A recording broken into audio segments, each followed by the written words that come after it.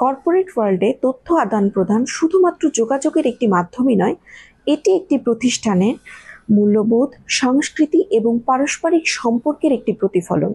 কিন্তু দ্রুততার এই জগতে প্রায়ই দেখা যায় আমরা কমিউনিকেশন করছি, কথা বলছি, কিন্তু একজন আরেকজনকে বুঝতে পারছি না। ঠিক এই জায়গায় আসে নন ভায়োলেন্ট কমিউনিকেশন বা এনভিসি।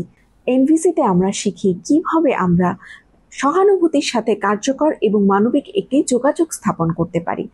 এনভিসিতে আমরা জানতে পারি প্রত্যেকটি কথোপকথনের কেন্দ্রে থাকে মানুষ। এই মানুষের প্রয়োজন, অনুভূতি এবং তার মর্যাদা। এনভিসি রয়েছে 4টি উপাদান। প্রথমে আমরা যে কোনো একটা পরিস্থিতিকে নিরপেক্ষভাবে অবজার্ভ করি, সেখান থেকে আমরা আমাদের ফিলিংসটা বলি এবং এই ফিলিংসের পেছনে থাকা যে নিড সেটি উপস্থাপন করি রিকোয়েস্টের মাধ্যমে, যাতে করে সামনের মানুষের মর্যাদা বজায় থাকে, কিন্তু আমার প্রয়োজন এবং তার পিছনে আমার যে অনুভূতি সেটিও ব্যক্ত করা যায়। উদাহরণ হিসেবে বলা যায়, আমরা যদি বলি আপনি রিপোর্ট দিতে দেরি করেন, এটি না বলে আমরা যদি বলি আমি লক্ষ্য করলাম আপনার রিপোর্ট দিতে দেরি হয়েছে, আমি উদ্বিগ্ন বোধ করছি, কারণ আপনার রিপোর্টের কারণে সমগ্র টিমের কাজ ব্যাহত হচ্ছে। আমরা কি একসঙ্গে বসে সময়টা নির্ধারণ করতে পারি? এই ভাষায় সমাধানের আহ্বান আছে, প্রতিরোধ নয়। একটি প্রতিষ্ঠানের সাফল্য শুধুমাত্র দক্ষ কর্মী এবং উন্নত প্রযুক্তির উপরে নির্ভর করে না, একটা বড় ভূমিকা পালন করে ওই প্রতিষ্ঠানের মানবিক পরিবেশ।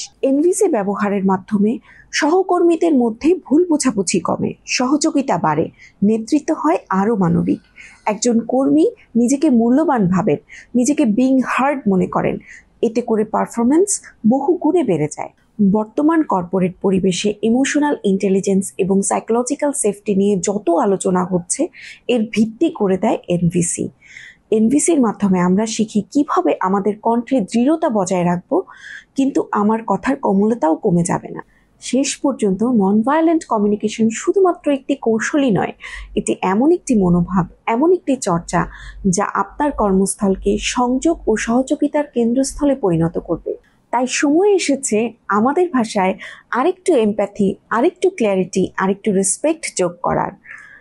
আমরা যখন কথা বলি সামনের মানুষটিকে বোঝার জন্য, তাকে আঘাত করে নয়, তখনই শুরু হয় প্রকৃত যোগাযোগ। সুরাইয়া কাউসারি বলছিলাম, কাজ করছি সাইকোসোশ্যাল কাউন্সিলর হিসেবে।